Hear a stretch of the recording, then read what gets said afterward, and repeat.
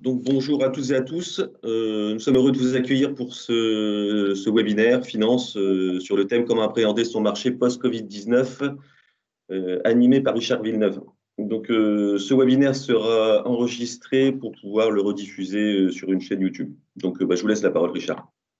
Oui, bonjour à tous. Donc, je me présente. Donc, je suis Richard Villeneuve. Je suis le dirigeant du cabinet Activium Finance.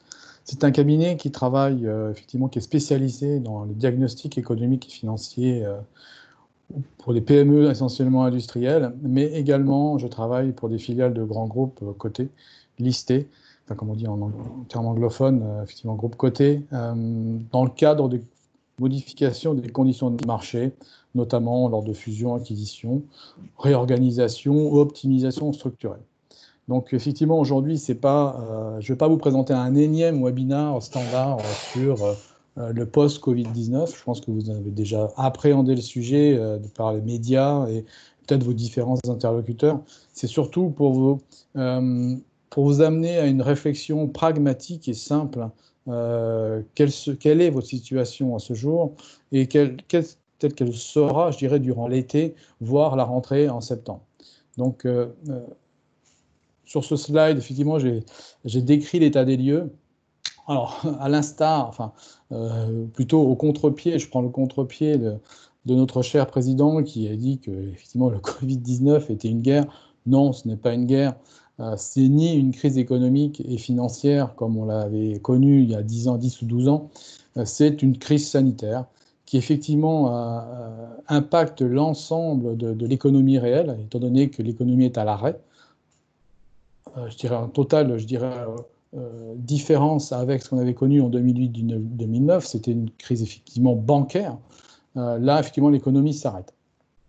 Donc pendant un trimestre, donc on s'aperçoit, et je me suis aperçu par mon expérience et les nombreux contacts que j'ai des dirigeants d'entreprise et dans la mission que j'opère actuellement, que plus de 2 tiers des PME aujourd'hui n'ont pas la liquidité suffisante pour tenir un trimestre en autonomie.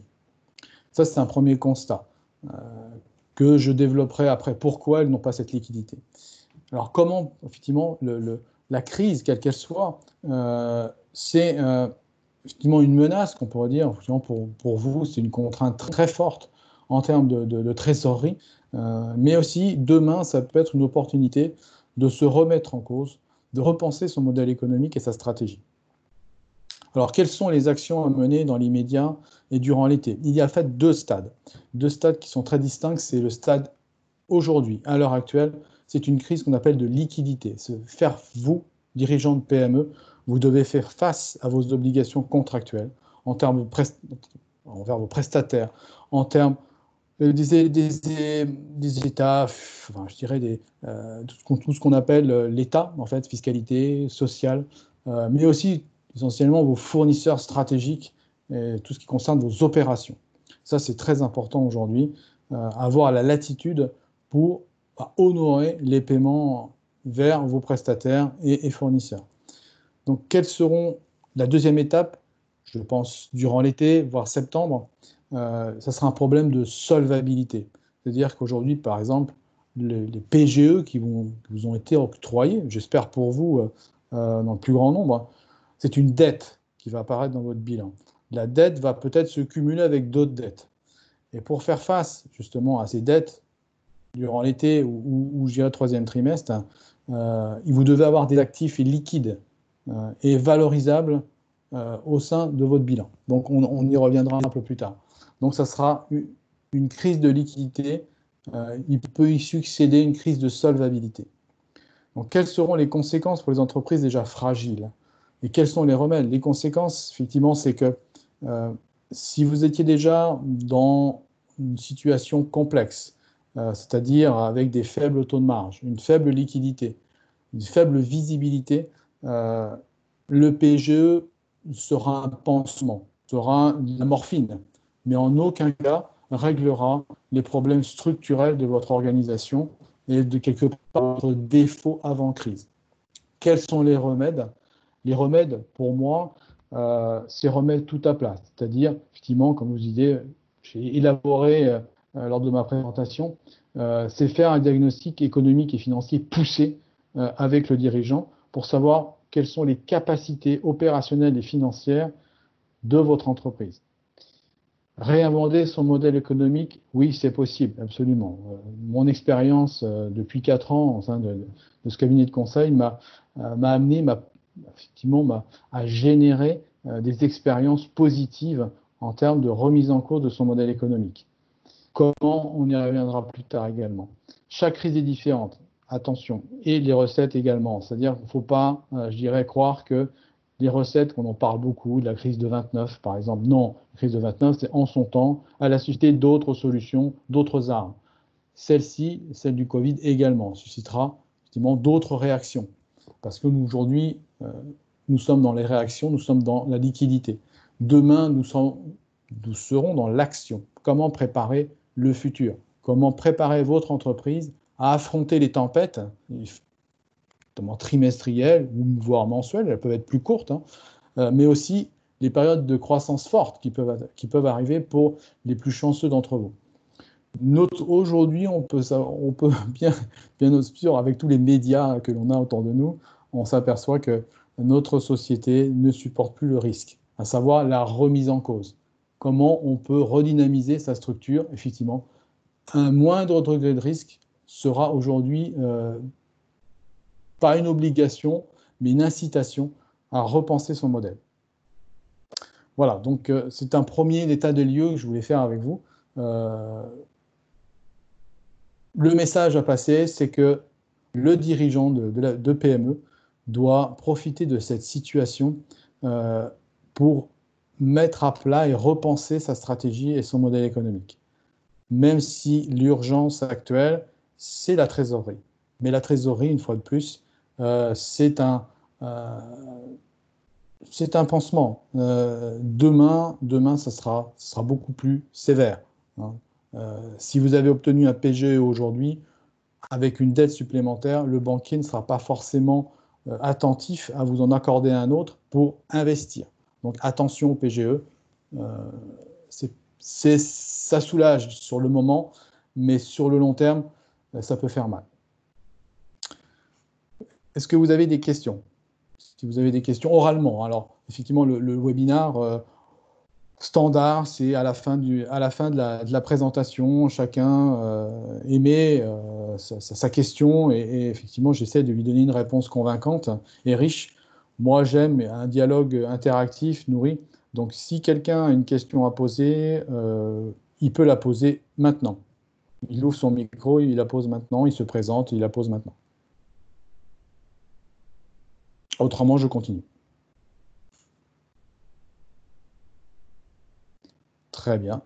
Alors, continuons. Alors, aujourd'hui, vous êtes dans l'urgence. L'urgence de faire face à vos obligations contractuelles en termes de liquidité. Ça tombe bien, donc je suis en mission aujourd'hui pour une société, on ne peut pas dire une start-up parce qu'elle est née en 2015, mais qui fait face à tous les problèmes que vous rencontrez. Des problèmes avant, post-Covid, de tension de trésorerie, problèmes de dette opérationnelle et des problèmes de modèle économique. L'entreprise dans laquelle je travaille a un modèle économique en avance sur le marché. Donc, je rencontre toutes les situations que vous pouvez rencontrer, donc notamment celles que je présente aujourd'hui. Donc, les dettes d'exploitation, je fais face aussi à des retards. Je paye mes fournisseurs en retard, effectivement. Je reporte des charges fiscales et sociales, voire des charges que je dirais, tout ce qui est prévention, tout ce qui est mutuel. Je retarde aussi ces échéances. Et bien sûr, les dettes financières à travers des banques et la BPI, notamment, qui assouplit ses conditions de remboursement. Donc, tout ce que vous rencontrez, je le rencontre également aujourd'hui.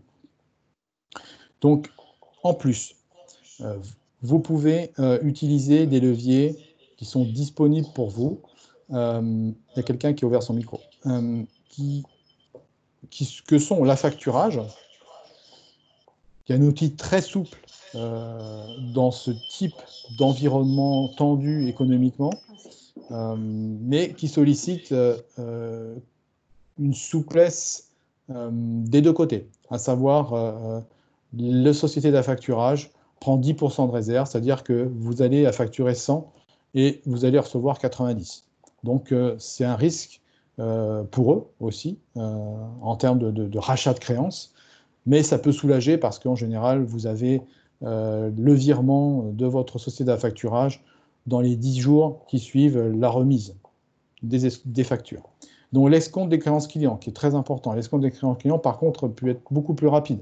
Ce n'est pas une société d'affacturage, c'est une confiance de la banque envers votre client. Voilà. Et ça se met en place très, très rapidement. Très rapidement. Voire la ligne de crédit supplémentaire temporaire, pour ceux qui ont la latitude et qui ont de bonnes relations de confiance. Et là encore, cette ligne de crédit supplémentaire temporaire est conditionnée par la qualité de votre bilan et la qualité de vos actifs et un niveau de dette qui soit supportable. Dans le cas, effectivement, dans le cas où la société ou l'entreprise fait face à de graves difficultés, sa restructuration peut être louable. À savoir, quand on parle de restructuration, c'est toujours un impact négatif dans les oreilles des personnes concernées, mais non, pas forcément. Une restructuration d'entreprise permet de soulager au niveau des dettes, de repenser son modèle, et surtout de restructurer sa dette, de repartir avec des conditions meilleures, et surtout pouvoir investir pour demain. Donc, il faut penser à l'étape d'après. Là, on éteint le feu, mais après, il faut replanter des arbres. Donc, aujourd'hui, vous éteignez les feux, c'est clair. Mais demain, il faudra penser à replanter. Et ceux qui pourront replanter les plus vite seront, je pense, les gagnants de demain. Alors, il peut y avoir aussi une augmentation de capital. Soit vous êtes dirigeant unique et vous avez les moyens d'augmenter votre capital pour rassurer la banque, pour que vous ayez une proportion de dette et de capitaux propres, je dirais, soutenable. Soit vous faites rentrer un autre partenaire, majoritairement, minoritairement, peu importe. Après, c'est la stratégie du dirigeant qui fera que votre capital sera plutôt dilué ou pas. Et dans le cas extrême, une procédure collective permet, je dirais, de stopper votre endettement, de réfléchir dans le cadre de procédure de sauvegarde, dans le cadre, par exemple, d'une très grosse entreprise d'électroménager lyonnaise, MDA, qui est en bonne situation, je dirais, n'avait pas forcément de tension de trésorerie maximale, mais qui a préféré se mettre en procédure de sauvegarde pour pouvoir éteindre ses dettes. Voilà. Et de les renégocier. Donc, effectivement, c'est pas également toujours négatif de dire, effectivement, on émet une procédure de sauvegarde. Non, ça permet de sauver l'entreprise et de repartir quand, par exemple, une crise sanitaire a disparu. Ça peut être salvateur pour une entreprise. Avez-vous des questions sur ce deuxième slide qui pourrait faire redondance avec ce que vous avez, ce que vous rencontrez? N'hésitez pas. Donc, je continue. Donc, ce slide est pour moi le slide axial. Pourquoi? Parce que votre entreprise aujourd'hui, elle a un passé, elle a une histoire, elle a un mode de fonctionnement plus ou moins profitable, et aujourd'hui, il est remis en cause. Voilà, je dirais la crise sanitaire, quelque part, a déstabilisé votre structure. Donc, vous devez faire, je pense que c'est un conseil que je vous donne pour le futur, parce qu'aujourd'hui, on voit presque le Covid va être du passé, d'analyser la compétitivité, la rentabilité et la liquidité de votre entreprise. Donc, qu'est-ce que ça veut dire? Est-ce que, aujourd'hui, ce que je propose à mes clients, est-ce que le marché l'accepte au bon prix? Est-ce que j'ai le bon produit pour le bon client, pour le bon marché? Est-ce que le prix que je leur propose à ces clients, est-ce que le client est disposé à payer le prix? Est-ce que je suis compétitif sur mon marché? Ça veut dire quoi? Ça veut dire en face de ce mode de fonctionnement, vous avez un modèle économique. Donc le modèle économique, effectivement, c'est comment j'organise mon entreprise par rapport à ce que je suis capable de vendre et de proposer sur le marché. D'accord? Donc quel est aujourd'hui le modèle économique idoine par rapport à mes capacités financières et opérationnelles. Ça, pour moi, c'est le point clé de la PME française. Je pense que la PME française aujourd'hui, je la connais très bien. Depuis 2015, j'ai fait 43 diagnostics stratégiques au sein des PME françaises. Il y a dans la structure de coûts une structure qui n'est pas forcément bien maîtrisée aujourd'hui, entre notamment des frais variables et des coûts fixes. Nombre de structures, et si j'isole les coûts fixes, ont des gains latents qui sont non exploités aujourd'hui, très clairement, très clairement. Donc il faut repenser le dimensionnement de votre organisation par rapport à vos capacités opérationnelles, c'est-à-dire ce que vous êtes capable de produire pour un client, pour un marché, et financière, ce qu'on a dit antérieurement, à quel niveau je puis m'endetter pour développer mon entreprise. Donc, ça, c'est très important de repenser sa structure de coût. Et symboliquement, je dirais que la PME française est beaucoup trop axée sur la génération de chiffre d'affaires et moins sur la marge. Aujourd'hui, le dirigeant doit être focalisé sur le pilotage de la marge. Seule la marge est viable. Le chiffre d'affaires, vous pouvez très bien faire un chiffre d'affaires de 10 millions d'euros et dépenser 12 millions d'euros pour le produire.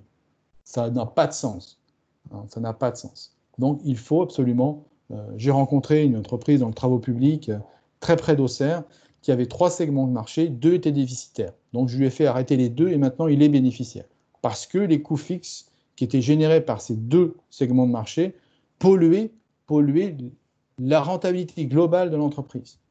Donc, chaque segment, chaque client doit être la mesure du modèle de marge doit se faire pour chaque segment de marché que vous avez. Chaque client, chaque produit. Donc, effectivement, par rapport à la situation d'aujourd'hui et celle de demain, l'évaluation de la liquidité de vos actifs. Très, très important pour pouvoir, quand vous présentez devant un banquier et vous demandez un prêt, il va de suite mesurer, en général, 3 choses. Est-ce que vous êtes en croissance? C'est-à-dire, est-ce que, effectivement, vous êtes sur un marché, est-ce que vous arrivez à vendre de vos produits et générer de la valeur? Deuxièmement, la liquidité de vos actifs. Est-ce que vos actifs, aujourd'hui, vous permettent, quelque part, d'appréhender un niveau de dette valorisable et viable? Et troisièmement, les flux de liquidité. Est-ce que vos actifs génèrent suffisamment de trésorerie, de flux de liquidité? Ça, ce sont les 3, je dirais, les 3 indicateurs clés de votre entreprise. Donc, chiffre d'affaires, croissance, rentabilité des actifs, effectivement très important aujourd'hui, c'est le fonds de commerce de votre entreprise, quelque part, vos actifs productifs. Et après, qu'est-ce que ça génère? Est-ce que ça génère la liquidité dont j'attends pour honorer mes obligations contractuelles? Donc ça, c'est très important. Bon. Donc demain, effectivement, c'est le bon moment pour moi, et je dirais pour mes confrères qui sont dans le conseil, de vous reposer la question, quelle stratégie aujourd'hui, est-ce qu'elle est suffisante? Est-ce qu'elle dégage suffisamment de trésorerie? Est-ce que demain, s'il y a un autre Covid, est-ce que j'échappe, si j'échappe aujourd'hui, j'espère pour vous, à une procédure ou à un redressement judiciaire ou autre, mais comment je fais pour me préparer à la guerre ou aux tempêtes de demain? Ça, c'est primordial. Et je vous l'assure, je rencontre nombre de chefs d'entreprise, de PME, entre 3 et 10 millions d'euros. Ils sont dans la même logique que vous. Comment je prépare mon entreprise à affronter demain, qui ne sera en aucun cas identique à hier.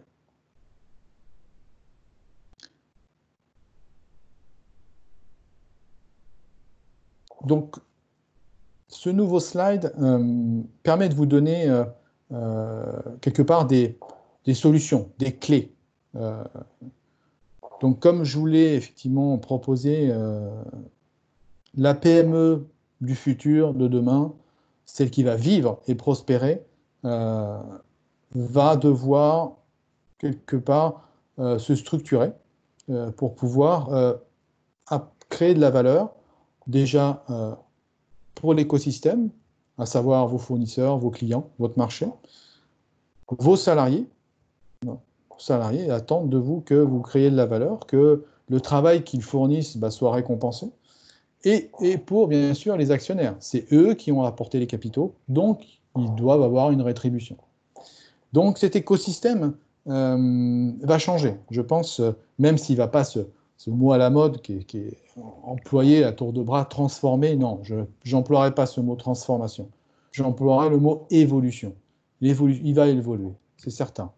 La finance, je dirais, dans le système de fonctionnement de la PME, va prendre de plus en plus d'ampleur parce qu'aujourd'hui, toutes les décisions, la décision finale, fait référence à une capacité financière de l'entreprise à faire face à ses investissements, faire face à son endettement, à faire face à ses obligations contractuelles.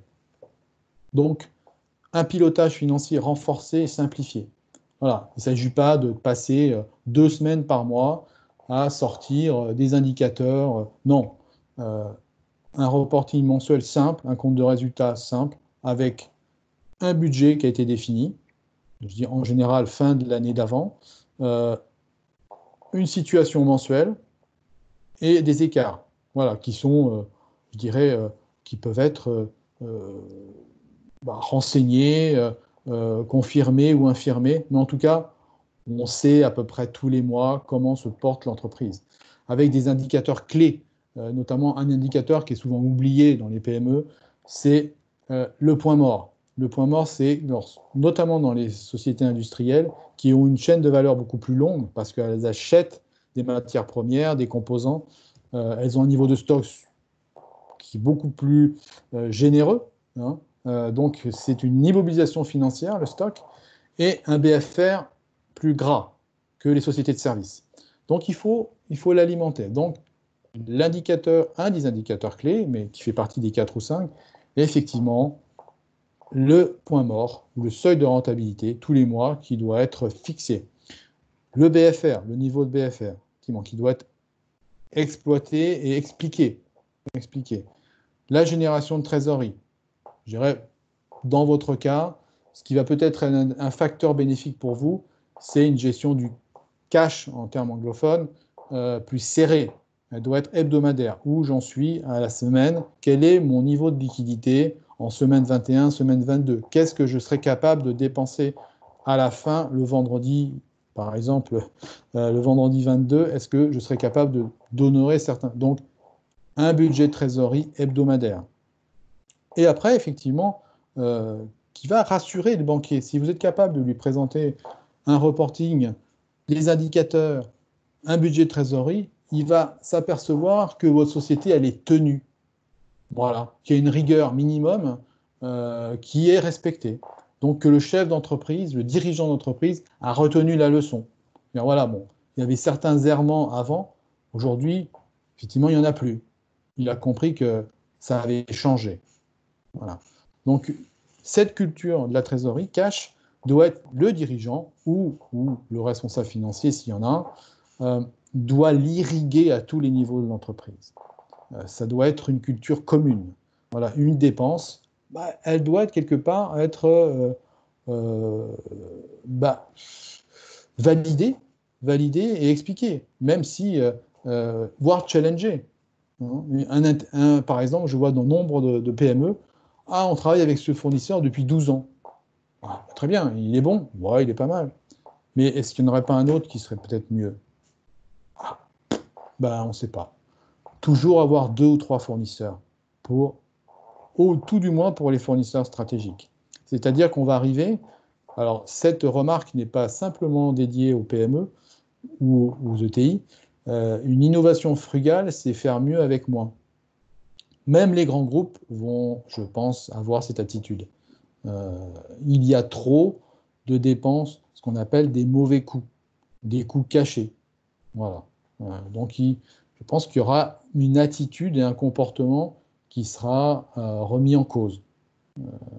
Parce que aussi bien les grands groupes n'ont pas à faire face, vous l'avez bien vu dans les médias, faire face, même si certains, oui, Pour les problèmes de liquidité, PSA n'a pas fait appel à l'État, par exemple. Autant des PME, je pense qu'elles devront revoir leur système de gestion de A à Z pour avoir cette frugalité qui devrait être naturelle demain. Repenser le mode de gouvernance et de management des ressources. Oui, aujourd'hui, effectivement, le dirigeant d'entreprise devra partager la valeur, devoir avoir des hommes clés qui soient plus à même de décider collégialement. Le dirigeant ne peut plus décider seul, avoir le monopole de la raison. Aujourd'hui, c'est plus possible. Dans les grands groupes, même si je ne suis pas un fan forcément des grands groupes, mais il y a une décision collégiale qui est prise. Savoir challenger le dirigeant, c'est très important. Le dirigeant de PME est seul aujourd'hui. Il décide seul, il s'occupe de tout, il est partout. En même temps, je pourrais dire qu'avec expérience, s'il est partout, il est nulle part. Donc, il doit diriger et pas s'occuper de combien de cartons il doit approvisionner, s'il manque des stylos. Non, ce n'est pas son rôle. Le rôle du dirigeant, c'est d'être un leader, donner confiance, donner une visibilité aux salariés, aux clients, aux fournisseurs. Avoir ce signe distinctif de la stratégie. Quelle sera la stratégie demain? Savoir, effectivement, élaborer un business plan à 3 à 5 ans pour un éventuel partenaire, externe ou interne. Voilà. Donc, en finale, il y aura d'autres tempêtes, c'est sûr. Elles ne sont pas de la même nature, mais il y en aura d'autres. Donc, les PME doivent se préparer au mieux pour affronter ces tempêtes. Alors, elles peuvent être, je dirais, baissières, comme c'est le cas aujourd'hui, mais elles peuvent être haussières également. Pour les PME qui sont préparées, et celles qui seront les plus solides, et celles surtout qui seront capables de se remettre en cause. Celles qui vont attendre, tergiverser, ne pas être sûres, le statu quo. Celles-là, je peux vous le dire, les yeux dans les yeux, elles disparaîtront. Certainement. Alors, je passe à la slide suivante. Concevoir le modèle de demain. Je dirais une remise en cause, la remise en cause, elle est collective. Alors moi, je parle du dirigeant parce qu'effectivement, c'est lui qui est le chef d'orchestre. Mais tous les acteurs de l'entreprise devront se remettre en cause de leur manière de travailler. On le voit bien avec le télétravail aujourd'hui. Le télétravail, bon, effectivement, c'est encore, je dirais, c'est une attitude pragmatique qui a fait, pas l'unanimité, mais presque au sein des personnes qui pouvaient en bénéficier. Demain, qu'en sera-t-il? Est-ce qu'on sera dans le même type de relation entre l'entreprise et le salarié? Pas sûr, pas sûr. Peut-être que ça conviendra à certains métiers, mais pas à tous. Donc c'est un exemple. Mais en tout état de cause, le modèle économique devra s'ajuster. Et devra s'ajuster plus souvent dans les périodes futures qu'il ne l'a été dans le passé. Tous les ans, par exemple, faire une réunion avec tous les hommes clés pour penser la stratégie, uniquement la stratégie, où on va, avec qui, comment. Je pense que ce sera noble de le faire. Et ce sera, je pense, une priorité. Également, ça peut susciter des vocations, une telle crise. Un CODIR ou des hommes clés qui se réunissent une fois par mois pour parler et pour échanger sur les points forts, les points faibles de l'entreprise. Je pense que c'est aussi un geste noble de la part du dirigeant de faire émerger ce genre d'attitude. Autre point très important je prendrai un exemple, la flexibilité de l'organisation. J'ai un copain qui habite à Hanoï, au Vietnam, et qui a une frontière très riche avec la Chine. Le Vietnam est un pays, ex-pays communiste, autrefois rigide dans le système politique, mais très, très agile. Vous savez qu'au Vietnam, il y a eu 0 mort. C'est le seul pays au monde où il y a eu 0 mort. Ils ont confiné au mois de décembre. Très rapide, très rapide. Il y a 274 cas de coronavirus et ils ont 110 millions d'habitants au Vietnam. Donc, ils sont dans l'action. Nous, on est dans la réaction. Donc, votre PME, demain, elle doit être dans l'action. La réaction, bien sûr qu'il y en aura, mais elle devrait être marginalisée. C'est l'action qui compte. C'est la décision et l'action. Donc la flexibilité, une entreprise telle taille qui est la vôtre, doit être comme un roseau. Elle doit savoir effectivement plier les chines quand le vent est fort, mais aussi savoir se redresser quand il y a la croissance. D'accord ? Donc, repenser, on refait un parallèle avec le modèle. Le modèle doit être repensé pour pouvoir justement l'ajuster en conséquence.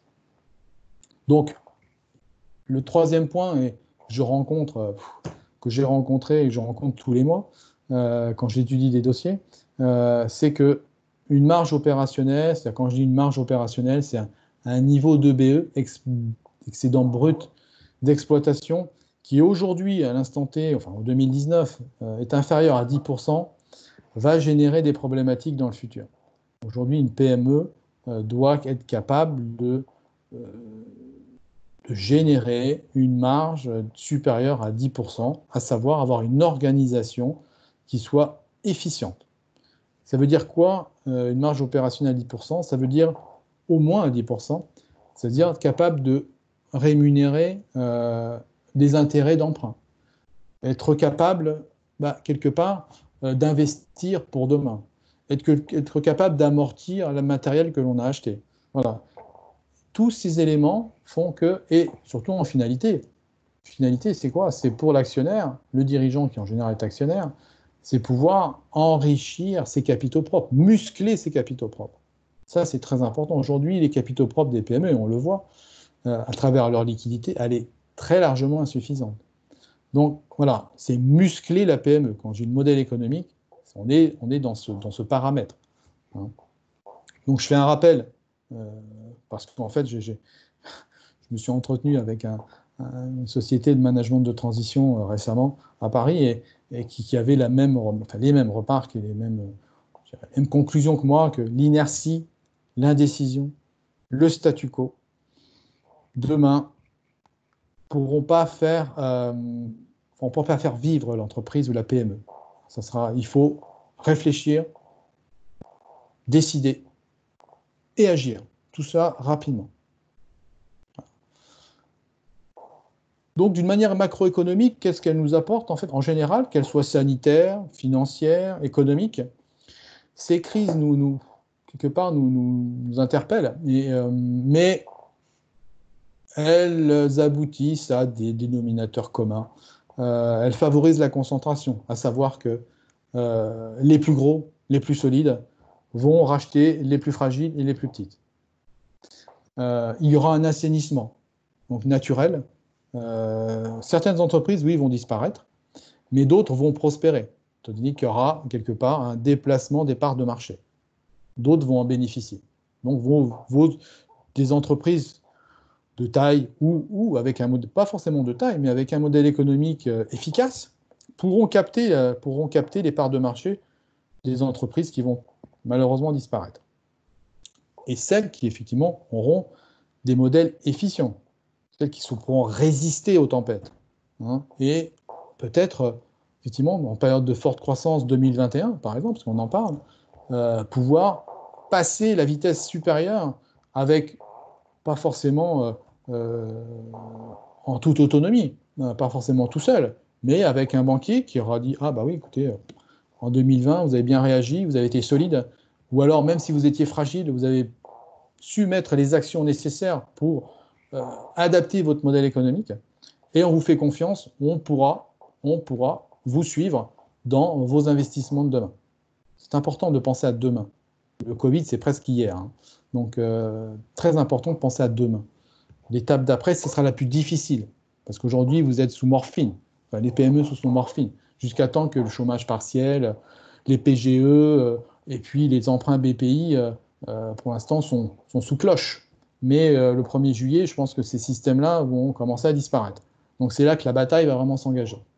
Donc, vous avez le mois de juin, je dirais, pour vous préparer, pour prendre les actions nécessaires. Et les bonnes. Donc voilà ce que je dirais, moi ce que je vois dans l'après-Covid, qui est pour moi, il faut toujours le prendre, moi je le prends toujours comme le verre à moitié plein. C'est-à-dire que c'est une opportunité pour les PME d'évoluer. dans le bon sens et de changer leur modèle. Voilà. Donc la conclusion que je pourrais en faire, c'est qu'effectivement, pour accompagner un dirigeant, quel qu'il soit, j'irais même au niveau de l'ETI, parce que j'en ai rencontré également, elles n'ont pas besoin de choses, de pamphlets, de grands groupes, choses. Elles ont besoin de choses pragmatiques, simples et qu'on peut facilement mettre en place. Voilà. Le dirigeant doit piloter son entreprise avec, comme je vous disais, 4-5 indicateurs, un reporting, un compte de résultats synthétique par grosse masse, et avoir surtout une visibilité sur ses marchés. Voilà, ça c'est avoir trois hommes clés sur lesquels il peut s'appuyer et échanger sur la stratégie de l'entreprise. Moi, je les rencontre aujourd'hui également, mais peut-être sur une taille peut-être un peu plus importante que les vôtres. Aujourd'hui, les entreprises ne souhaitent plus payer un surprix pour des prestations qui ne sont pas, je dirais, à la hauteur. Voilà, j'en rencontre aujourd'hui dans mon exercice actuel de mission, des prestataires qui vous facturent des montants astronomiques pour des prestations qui sont pauvres aujourd'hui dans le contenu. Donc, certaines entreprises, je pense, vont revoir leur cahier des charges et vont plutôt adopter la frugalité. Donc, nous sommes dans cet espace d'incertitude. Effectivement, les dirigeants aujourd'hui adorent, ou plutôt convoitent, des discours rassurants de leurs banquiers, de leurs experts comptables, de leurs juristes. Mais quelquefois, discours rassurants, ça peut être pas du tout bénéfique à court terme et à moyen terme pour le dirigeant. Le dirigeant de PME aujourd'hui doit être challengé. Voilà, c'est dans le bon sens. Moi, je suis toujours positif pour construire, pour améliorer effectivement sa structure de coût. Peut-être son offre client, pour pouvoir, je dirais, est-ce que aujourd'hui son système de financement est adéquat, est efficace. Voilà. Est-ce qu'aujourd'hui il a besoin de 2 personnes à la logistique? Est-ce qu'il a besoin de 3 comptables? Voilà. Je ne sais pas. Voilà.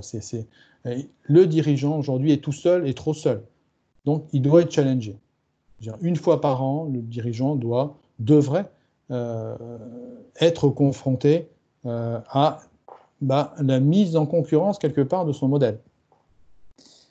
C'est en tout cas mon opinion, et qu'à chaque fois que je le rencontre, je dirais 90% des missions dans lesquelles j'ai exercé, il y a un changement de modèle. Voilà. Et au moins, il y a de l'optimisation. Donc, les PME doivent renforcer leur structure financière. C'est-à-dire, les capitaux propres sont trop faibles. Pourquoi les capitaux propres sont trop faibles? Parce que les marges sont trop faibles. Voilà, comme je disais, 10% de marge opérationnelle. Je ne vous ai pas parlé de la marge nette, qui est le résultat net, est beaucoup trop faible pour générer cette capacité, et ce renforcement de la structure financière pour pouvoir aller voir le banquier, si vous voulez, en position favorable. C'est ça surtout. Si vous avez des fonds propres conséquents, il va être rassuré. Vous allez le rassurer. Si vous avez des résultats nets à 7-8%, voilà, vous dire, ah oui, mais bon, sa structure, elle est saine. Son modèle fonctionne. Il reçoit de la liquidité et en plus, il est très rentable. Voilà. Donc ça, c'est repenser aussi. C'est la colonne vertébrale qu'il faut repenser. Et on le voit aujourd'hui, comme je l'ai dit en préambule, plus de 2 tiers des PME n'ont pas la liquidité nécessaire pour tenir un trimestre. Quand je dis un trimestre, je suis peut-être même généreux. Autre point à aborder, c'est que effectivement, le dirigeant, aujourd'hui, il est actionnaire, seul, quelquefois unipersonnel, mais je pense que pour grandir demain